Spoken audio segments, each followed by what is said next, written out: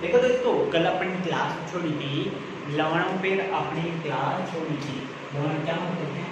वे पदार्थ जो कि अम्ल प्लस क्षार मिलकर लवणों का निर्माण करते हैं। उससे पहले मैं आपको बता दूं, आपकी क्लास अभी थोड़ा टाइम इशू होगा, सर टाइम पे अपलोड नहीं हो रही, तो उसका थोड़ा इशू है, क्योंकि मैं भी थोड़ा एक्सपेरिमेंट कर रहा हूँ कि बेस्ट से बेस्ट कैसे किया जा सकता है। क्या कोई और तरीका अपना के ऐसा अपन कर सकते हैं क्या? मतलब हाँ सर कि ये होना चाहिए, अपनी क्लास और भी अच्छी होगी, हमें समझने में और आसानी होगी। तो इसके लिए ना काफ़ी आइडियाज लगाए जा रहे हैं, टीम भी काफ़ी आइडिया दे रही है, काफ़ी आइडिया मेरे भी लिए जा रहे हैं। तो इस वजह से थोड़ा क्लास का देरी हो जाता है, ये क्लास रिकॉर्ड नहीं हो पाती, इस वजह से अपलोड का भी थोड़ा टाइम इशू रहता है। लेकिन आपको बेस्ट प्रोवाइड करना है, तो देखना क्या क्या बेस्ट होता है। मिशन स्टाइल क्लासेस काफ़ी आगे लेके चलेंगे अपन, तो बस आप सपोर्ट करते रहे और आप अपने आइडिया भी दो कि कैसे बेस्ट किया जा सकता है। क्या सर जी ये लगाओ अपनी क्लास में तो और भी अच्छा रहेगा, तो आपके आइडिया पर भी गौर किया जाएगा। कमेंट बॉक्स में अपना आइडिया दे। तो अपन शुरू करते हैं अब बिना बकवास के, सीधे अपना टॉपिक अम्ल क्षार अपना चैप्टर है। चैप्टर में टॉपिक है क्षार। क्षार क्या होते हैं कल बता दिया था मैंने। अम्ल प्लस लवण मिलकर अम्ल प्लस क्षार मिलकर लवण प्लस जल का निर्माण करते हैं। आज अपन पढ़ते हैं इनके बारे में कि ये कितने प्रकार के होते हैं। क्या क्षारों के भी प्रकार होते हैं? हाँ, अम्लों के प्रकार हो गए थे दो, क्षारों के प्रकार हो गए थे दो। क्या लवणों के प्रकार भी होते हैं? लवणों के प्रकार भी होते हैं सर जी। हाँ, तो लवणों के प्रकार भी होते हैं। कितने प्रकार होते हैं? 3 प्रकार। कौन कौन से? उदासीन लवण,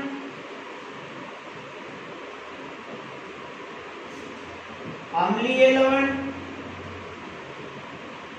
और क्षारीय लवण। उदासीन लवण, अम्लीय लवण और क्षारीय लवण। अब सर जी ये बताओ कि उदासीन लवण तो कौन सा होगा, अम्लीय कौन सा होगा, क्षारीय कौन सा होगा?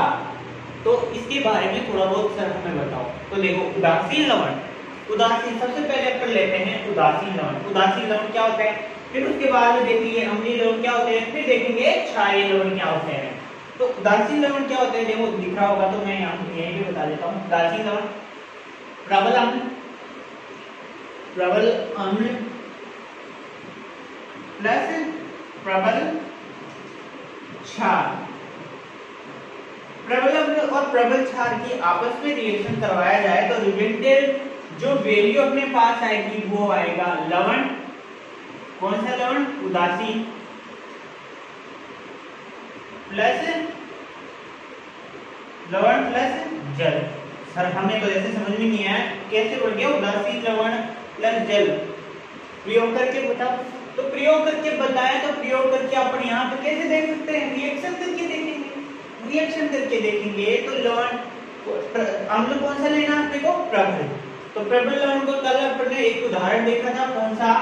HCl प्रबल अम्ल है, तो HCl प्लस प्रबल क्षार अपन ले लेते हैं NaOH प्रबल क्षार है, जैसे ये आप जानते हो। तो ये टूटेगा H प्लस और Cl नेगेटिव, ये Na प्लस और OH नेगेटिव। तो ये Na प्लस और Cl नेगेटिव, ये क्या बनाएगा? NaCl plus OH negative. तो NaCl कौन सा लवण हो गया? उदासीन लवण। तो अपना आंसर आ गया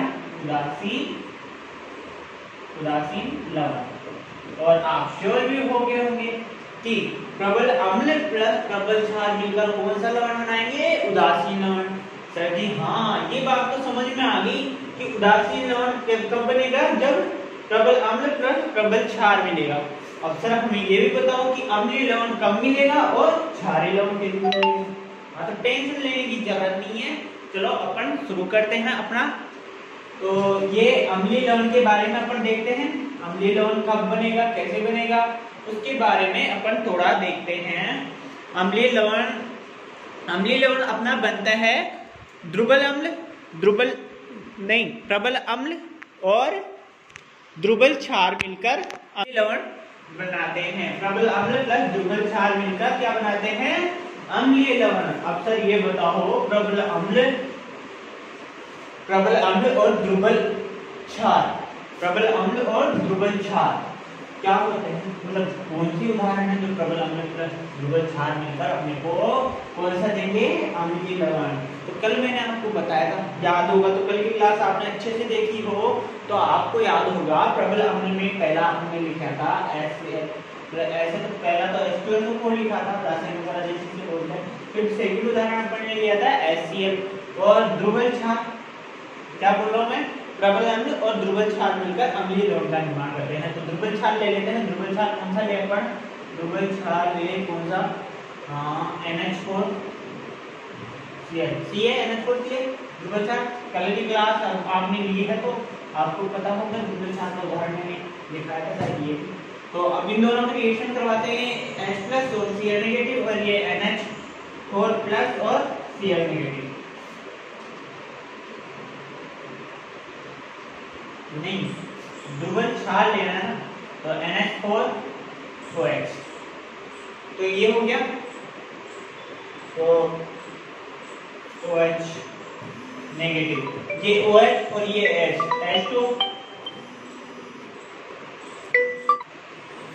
अपन उदाहरण लेते हैं कौन सा? प्रबल अम्ल और द्रुबल क्षार का। तो क्या बनेगा अपने पास? अम्लीय लवण, प्रबल अम्ल और द्रुबल क्षार। तो प्रबल अम्ल अपने पास उदाहरण है कौन सा? ये वाला मार्क करके चलिए, HCl प्लस और द्रुबल क्षार NH4OH। तो अपने पास रिजल्ट आएगा क्या? H2O plus NH4Cl।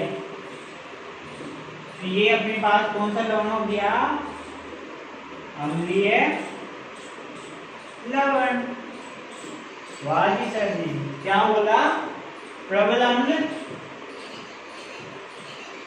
प्लस द्रुबल क्षार यानी कि स्ट्रॉन्ग एसिड और वीक बेस। स्ट्रॉन्ग एसिड और वीक बेस मिलकर क्या बनाएगा? अम्लीय लवण। पता लगा? तो ये चीज अपने को पता लगी।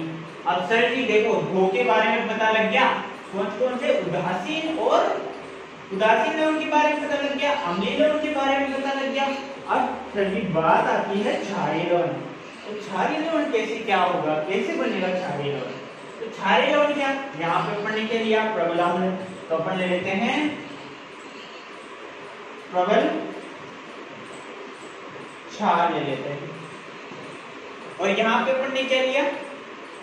प्रबल अम्ल ले लिया और प्रबल क्षार। तो यहाँ पर अपन ले लेते हैं द्रुबल अम्ल।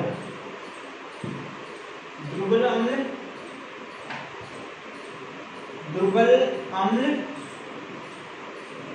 प्लस यहाँ पे ले लेते हैं प्रबल क्षार। द्रुबल अम्ल और प्रबल क्षार अपन ले लें तो अपने पास जो रिजल्टेंट जो वैल्यू आएगी वो आएगा क्षारीय लवण क्षारीय लवण और प्लस जल। ये तो पक्की बात है, अम्ल प्लस लवण की क्रिया करवाएंगे तो नहीं, अम्ल प्लस क्षार की क्रिया करवाएंगे, चाहे कोई सा भी हो, प्रबल हो द्रुबल हो, अपने पास मिलेगा क्या? लवण प्लस जल। तो देखते हैं द्रुबल अम्ल का अपने पास उदाहरण है। मैंने तीसरी या चौथी बार में ये उदाहरण होगा। CH3COOH प्लस प्रबल क्षार का अपने पास उदाहरण लें तो कौन सा लें? NaOH और अब इनका रिएक्शन करवाएं तो ये टूटेगा CH3COO negative plus H plus और ये Na प्लस OH नेगेटिव। आपको ये चीजें भी बताई जाएगी कैसे टूटता आपको ये चीज तो पता ही होगी, कोई भी आयन हो दो भागों में टूटता है। जैसे अपन ले लेते हैं NaCl को ले लेते हैं, कोई भी पदार्थ हो सब्सटेंस हो वो दो भागों में टूटता है, Na+ और Cl-। तो ये सारी चीजें भी बताई जाएगी, लेकिन थोड़ा टाइम लगेगा। मैं सोच रहा हूँ सब कुछ चीजें थोड़ा अच्छे वे में समझाए, शायद जीडी की भी थोड़ी कल्पना कर सकते हैं, इसलिए तो टाइम लग रहा है। आपकी क्लास को टाइम लग रहा क्यों है? क्योंकि अलग अलग आइडिया बनाए जा रहे हैं कि कौन सा आइडिया सबसे बेस्ट रहेगा। तो इंतजार करो, थोड़ा ऐसे टाइम का वेरिएशन है तो कुछ अच्छे के लिए होता है, जो भी होता है। अब देखो यहाँ पे अपन क्या बनेगा, CH3 COO प्लस क्या बनेगा और H2O। ये कौन सा लवण हो गया? क्षारीय लवण, क्षारीय लवण। तो तीन लवण कौन कौन से हो गए अपने? अम्लीय लवण, क्षारीय लवण और अम्लीय, क्षारीय और उदासीन। तीन लवणों के बारे में अपन देख लिया। अब लवणों का जैसे स्टेटमेंट पूरा होता है, ये लवणों के बारे में मैंने बता दिया। अब मैंने फर्स्ट क्लास में आपको बताया था अवधारणाओं के बारे में। भाई अवधारणा कौन सी अवधारणा की, कौन सी अवधारणा का क्या स्टेटमेंट था, तो अवधारणाओं के बारे में मैंने आपको बता दिया था। तो अब देखते हैं अवधारणा। पहली अवधारणा, जैसे पहली अवधारणा थी अपने पास आर्यनियस अवधारणा, वो अवधारणा फेल क्यों हो गई थी? और दूसरी थी अपने अम्ल क्षार ब्रोस्टेल-लोरी अवधारणा, वो क्यों फेल हो गई? और फिर तीसरी आई अपने पास लुईस अवधारणा, जिसको सर्वमान्य माना गया। तो ये चीजें अपन देखते हैं फेल क्यों हो गई, फेल क्यों हुई। सबसे पहले लेते हैं आर्यनियस अवधारणा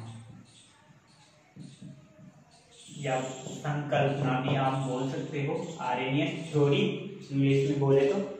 वे सभी पदार्थ जो कि जलीय विलयन में अपघटित होकर क्या होकर, वे सभी पदार्थ जो कि जलीय विलयन में अपघटित होकर क्या करते हैं? H+ आयन दे देते हैं। क्या करते हैं? H+ आयन दे देते हैं।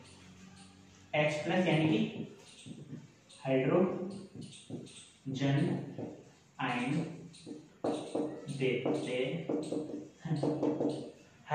आयन देते हैं, अपघटित होकर H+ आयन देते हैं, यानी कि हाइड्रोजन आयन देते हैं।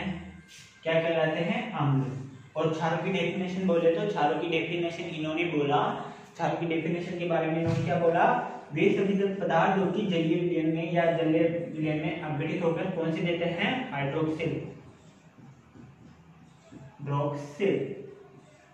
हाइड्रोक्सिल आयन देते हैं। क्या कहलाते हैं? क्षार कहलाते हैं। तो अम्ल क्षारों की दो अवधारणा ये अपने पास। अम्ल क्षारों की अवधारणा कौन सी अवधारणा होगी? ये आर्यनियस। तो आर्यनियस अवधारणा का फेल होने का रीजन क्या हुआ कि ये उन्हीं अम्लों के बारे में बता पाया जो कि जलीय विलयन में H+ या OH- आयन देते हैं, इसलिए ये अवधारणा फेल होगी। इसके अलावा भी तो बहुत सारे अम्ल थे जो कि जलीय विलयन में H+ या OH- आयन देते ही नहीं है, तो उन अम्लों के बारे में इसने कुछ भी नहीं बताया, इस वजह से ये अवधारणा फेल हो गई। थोड़ा थोड़ा मैं बता रहा हूँ क्यों हो गई फेल, ये चीज आपको याद होनी चाहिए कि फेल क्यों हो गई। पूछता है एग्जाम में कि फेल क्यों हो गई, इसका रीजन दीजिए, और फिर नेक्स्ट अवधारणा के बारे में पूछ लेता है, नेक्स्ट अवधारणा क्या थी, तो वो मैं बता रहा हूँ थोड़ा, तो आप देख लें। अब देखो दूसरी अवधारणा थी ब्रोस्टेल-लोरी अवधारणा। ये कौन सी? पहले तो आर्यनियस कौन सी? 1887 में आई, और अब सेकेंड अवधारणा जो अपने पास आती है वो है अम्ल क्षार ब्रोस्टेल-लोरी अवधारणा। अम्ल क्षार ब्रोस्टेल-लोरी अवधारणा। आज ये थोड़ा मार्कर थोड़ा ऐसे ही चल रहा है, नहीं क्या हो गया है ना। तो ये ब्रोस्टेल-लोरी अवधारणा, इस अवधारणा का स्टेटमेंट क्या था? अवधारणा बोलती है कि वे सभी पदार्थ जो कि प्रोटॉन, ये महत्वपूर्ण यह है कि ये प्रोटॉन दाता और प्रोटॉन ग्राही सिद्धांत पर कार्य करती है। कौन सी? ब्रोस्टेल-लोरी अवधारणा। और ये इंपॉर्टेंट ये भी है, ये दो वैज्ञानिक थे। दो वैज्ञानिक कौन कौन से? पहला था जोहान्स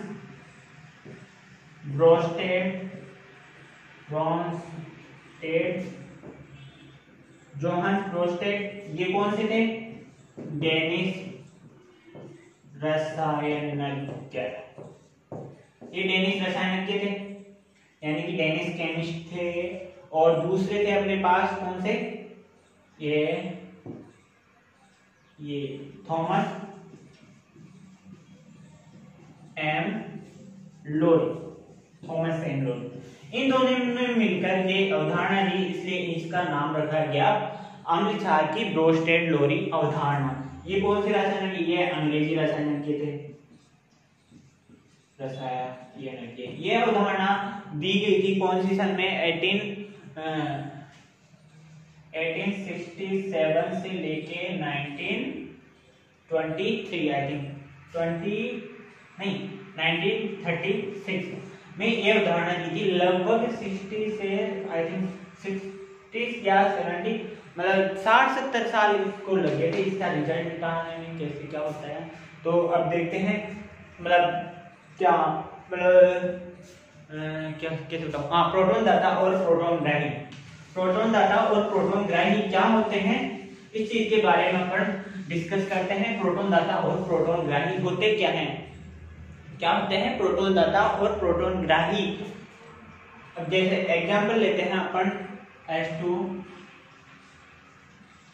H2O प्लस NH3, और यहाँ पे ये मान लो कोई सी रिएक्शन है कोई भी, उसमें यहाँ पे बन गया NH4 प्लस OH नेगेटिव। तो क्या हो रहा है?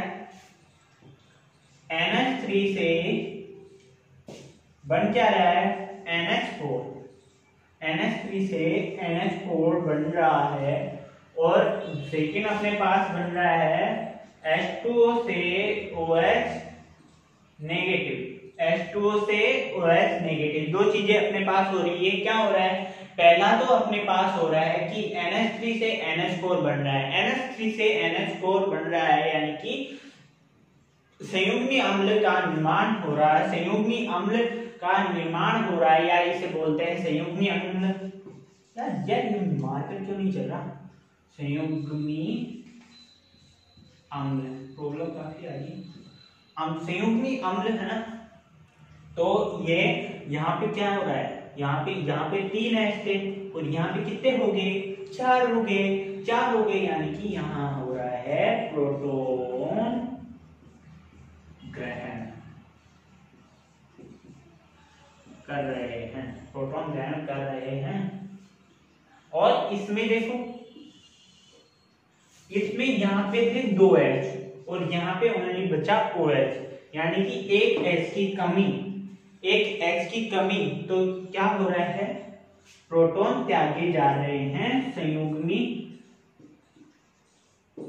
क्षार यहाँ पे है, और प्रोटॉन त्यागे जा रहे हैं, क्योंकि यहाँ पे एक प्रोटॉन की कमी हो रही है।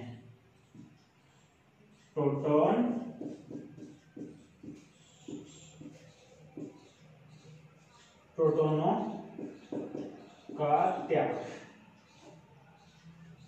तो ये हो गया अपना बेसिकली प्रोटॉन दाता और प्रोटॉन ग्राही।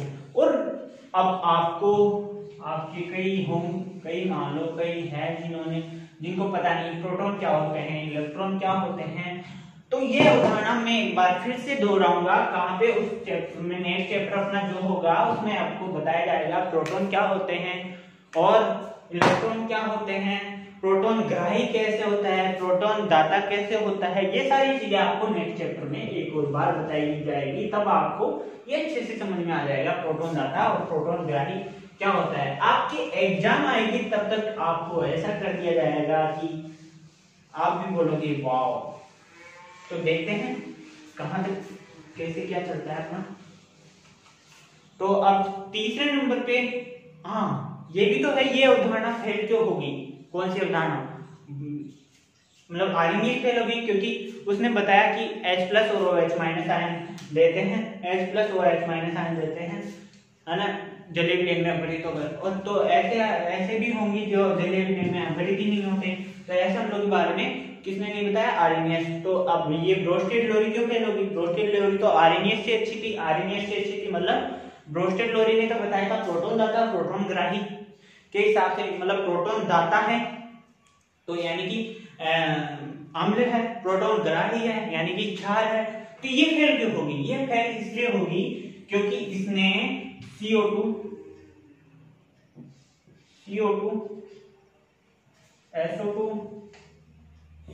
SO2 और BF3 ऐसे अम्लों के बारे में इसने कुछ भी नहीं बताया। CO2 SO2 और BF3 ऐसे तीन अम्लों के बारे में इसने कुछ भी नहीं बताया, इसलिए यह अवधारणा फेल हो गई। फिर इसके बाद में तीसरे नंबर पर जो आई अपने, वो थी लुईस अवधारणा। लुईस अवधारणा का स्टेटमेंट क्या था? लुईस अवधारणा का स्टेटमेंट ये लोन पेयर पर आधारित है, ये अपन बोल सकते हैं। लोन पेयर दाता या लोन पेयर ग्राही अपन बोल सकते हैं, या फिर ऐसे बोल सकते हैं इलेक्ट्रॉन न्यून यौगिक और इलेक्ट्रॉन धनी यौगिक। तो वे सभी पदार्थ जो कि लोन पेयर ग्रहण करते हैं, लोन पेयर ग्रहण करते हैं, क्या कहलाते हैं? अम्ल। और लोन पेयर का त्याग करते हैं, वो क्या कहलाते हैं? क्षार। ये अवधारणा ये बोलती है। इसने सभी का स्टेटमेंट क्लियर कर दिया। तो लास्ट में 1900 मार्केट क्यों नहीं चला, 1923 में ये अवधारणा दी, लोन पेयर ग्रहण करते हैं जैसे BF3 BF3 है ना। यहाँ पे ये दो इलेक्ट्रॉनों का पेयर होता है, इसे अपन बोलते हैं लोन पेयर। अब ग्रहण कैसे करते हैं, लोन पेयर कैसे ग्रहण करते हैं, ये सब अपन नेक्स्ट चैप्टर में पढ़ेंगे। आज मैंने बस आपको ये बता दिया कि कौन सी अवधारणा क्यों फेल हो गई। अब अपने पास नेक्स्ट टॉपिक आता है पीएच स्केल। सबसे पहले तो ये बताओ सर पीएच स्केल होता क्या है, फिर बताओ पीएच स्केल के उपयोग क्या है, पीएच स्केल की आवश्यकता क्यों पड़ी, किसने दिया, कब दिया, कैसे दिया और दिखता कैसे है, ये सब चीजें आप बताओगे। तो हाँ ये सब चीजें मैं बताऊंगा, ये मेरा फर्ज बनता है। पीएच स्केल होता कैसे है देखते हैं, जहां तक है मैं इधर 3D डायग्राम में भी आपको बता सकूं, ये देखते हैं। चलो अपन शुरू करते हैं। पीएच स्केल होता क्या है? तो पीएच की बात आती है तो सबसे पहले अपने को ये पता होना चाहिए पीएच स्केल बनाया किसने।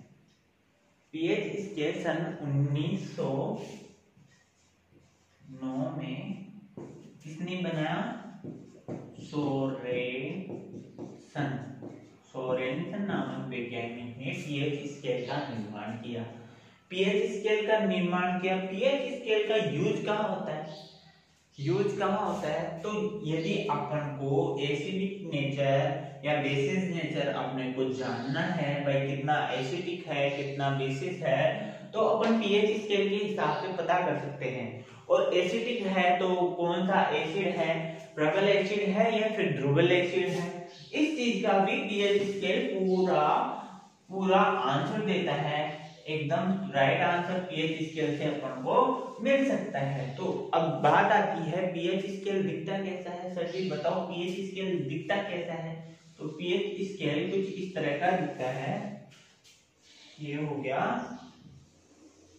और यहाँ पे 1 2 3 4 5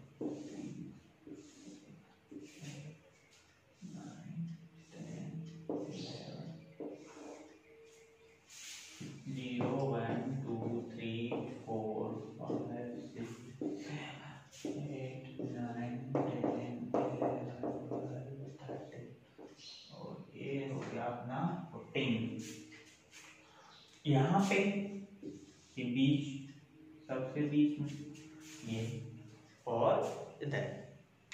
अब देखो ये 7 पट्टिकाएं होती, वो 14 पट्टिकाएं होती हैं, ये बीचों बीच 7 एक नंबर होता है जहां पर अपन ये बेसिकली ये पीएच के मान है।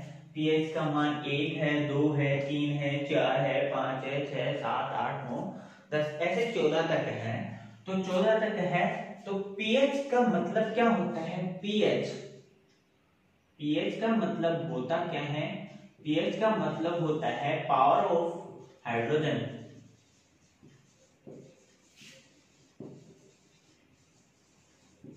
पावर ऑफ हाइड्रोजन पीएच का मतलब होता है क्या, यानी कि हाइड्रोजन आयन की यदि अपन को सांद्रता नापनी है तो पीएच स्केल का उपयोग किया जाता है। अब देखो हाइड्रोजन आयन की सांद्रता मापने की जरूरत क्यों पड़ी? क्योंकि एसिडिक तथा बेसिस नेचर को जानने के लिए अपन को हाइड्रोजन की सांद्रता की जरूरत पड़ती है। जैसे अपन देखते हैं, इसी उदाहरण से अपन समझते हैं। HCl है, HCl में देखो H plus plus Cl negative, और H2SO4 में अपन देखते हैं तो H2SO4 में 2H plus plus SO4 2 minus. अब देखो मोर एसिडिक कौन हुआ? जहां H प्लस की सांद्रता अधिक है तो प्रबल अम्ल H2SO4 खतरनाक होता है ना। तो क्यों होता है? क्योंकि वहां पर H की सांद्रता अधिक है। अब बात करते हैं और अम्लों के बारे में। तो पीएच स्केल से कैसे पता कर सकते हैं कि कौन सा प्रबल है कौन सा दुर्बल है अम्ल? यदि देखो अम्लों की बात अगर करते हैं तो 7 बीचों बीच है, 7 के इधर अपन चलते हैं, 7 नंबर की इधर चलते हैं, तो जैसे जैसे नंबरों की संख्या घटती है, decreases of number and acidic nature is increases. Acid और इधर आते हैं हमें बेसिस।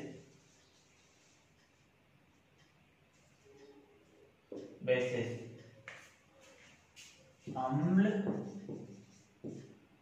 और इधर आते हैं क्षार। अब देखो प्रबल अम्ल कितने, यहां से लेके यहां तक अपन बात करते हैं तो यहाँ पे इस एरिया के अंदर अपने होंगे प्रबल अम्ल। मैंने बोला नंबरों की संख्या घटती है यानी कि एसिडिक नेचर बढ़ती है, तो इधर कौन से आएंगे? प्रबल अम्ल। और यहां से लेके यहां तक कौन से होंगे? दुर्बल अम्ल। और यहां से लेके यहां तक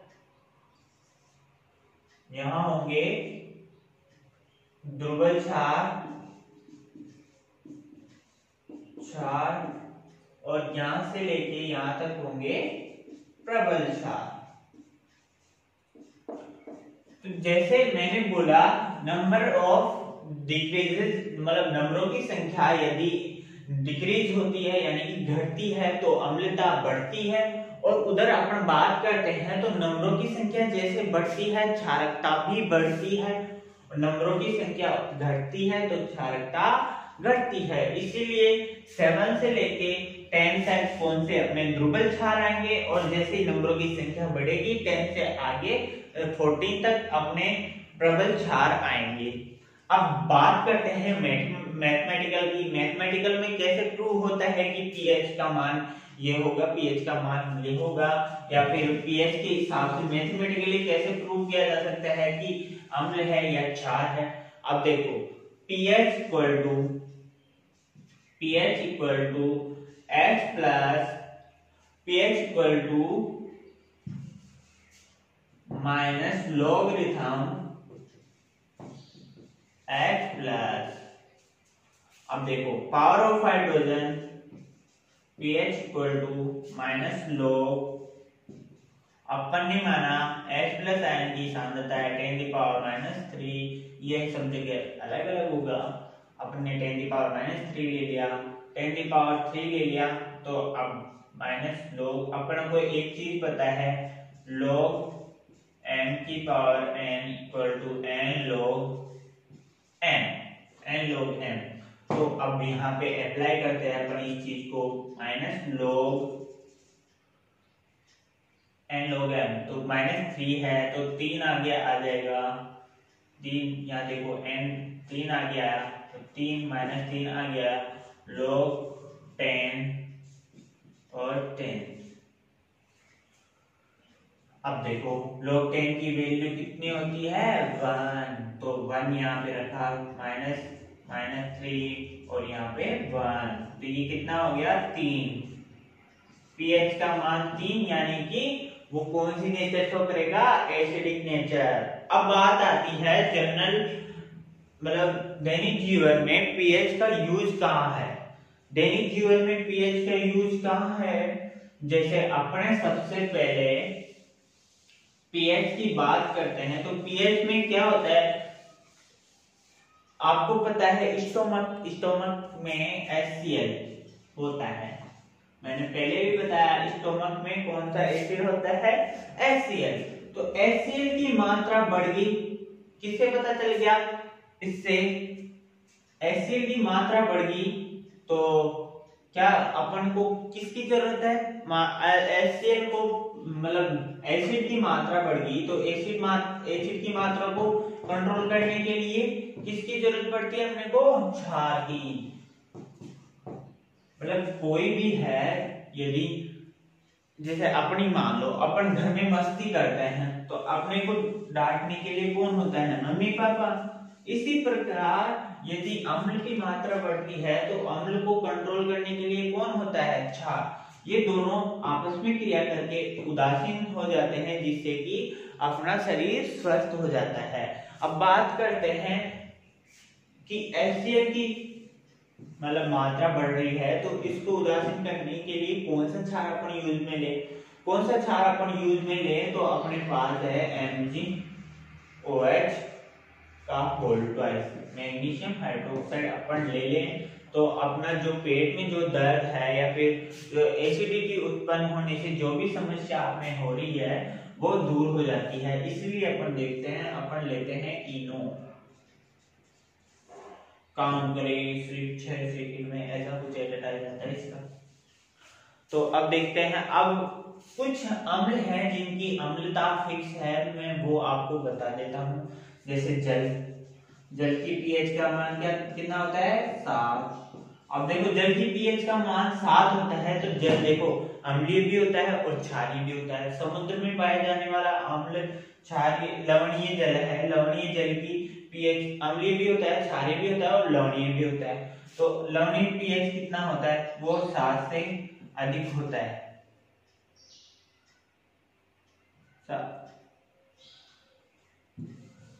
हाँ, अम्लीय वो जल का अम्लीय भी होता है, क्षारीय भी होता है और लवणीय भी होता है। तो अम्लीय, क्षारीय और लवणीय किस प्रकार होता है अम्ल, तो जब होगा जब उसकी पीएच का मान 7 से कम हो, और क्षारीय तब जब पीएच का मान 7 से अधिक हो।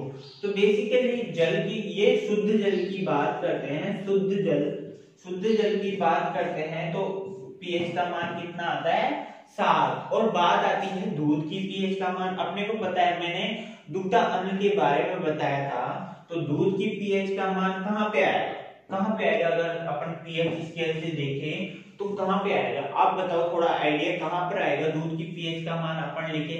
मैंने बोला दूध की पीएच अम्लीय है तो अम्लीय इस रेंज में यहां से यहां तक होगा, कितना होगा, ये फिक्स है। तो फिक्स है तो दूध की पीएच का मान होता है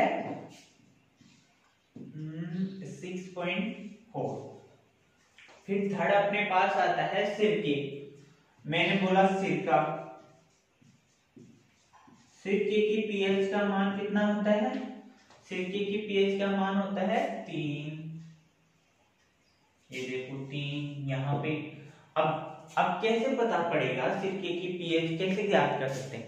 देखो पीएच स्केल बेसिकली एक कागज का ही स्केल होता है, उस पर अलग अलग कलर्स में ऐसे अलग अलग कलर बने हुए होते हैं, जिसमें नंबर लिखा होता है 1 2 3 4 5 6 7 8 ऐसे 14 तक नंबर लिखा होता है। और सभी ब्लॉक अपने एक अलग कलर शो करते हैं। इधर लास्ट में ये कलर बेसिकली ये कलर सबसे लास्ट में होता है रेड कलर यानी कि मोर एसिडिक है वो। और सबसे अब इधर जाएंगे तो कलर का वेरिएशन होता जाता है, और विपग्योर भी इसमें थोड़ा अपनी भूमिका निभाता है। तो आप विपग्योर से भी देखें, अब देखते हैं, अब इसमें क्या है, यहाँ पे जो अम्ल आएगा वो मोर एसिडिक होगा।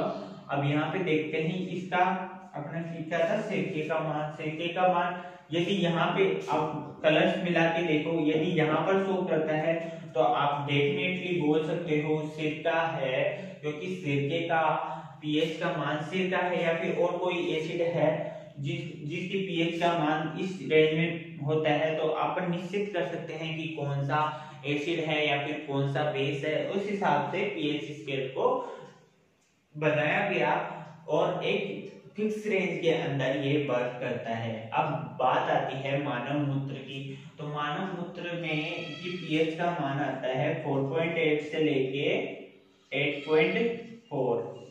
ऐसे बहुत सारे चीजें हैं जो कि अपने डेली जीवन में उपयोग में आती है और उनका फिक्स पीएच है। आपको टेस्ट में शायद ऐसे क्वेश्चन भी मिल सकते हैं। अब देखते हैं क्या होता है क्या नहीं होता। आज की क्लास में बस हम इतना ही पढ़ेंगे, पीएच के बारे में मैंने बता दिया। फिर भी आपको कोई क्वेरीज वगैरह होती है तो आप जरूर पूछें। ठीक है, बाय।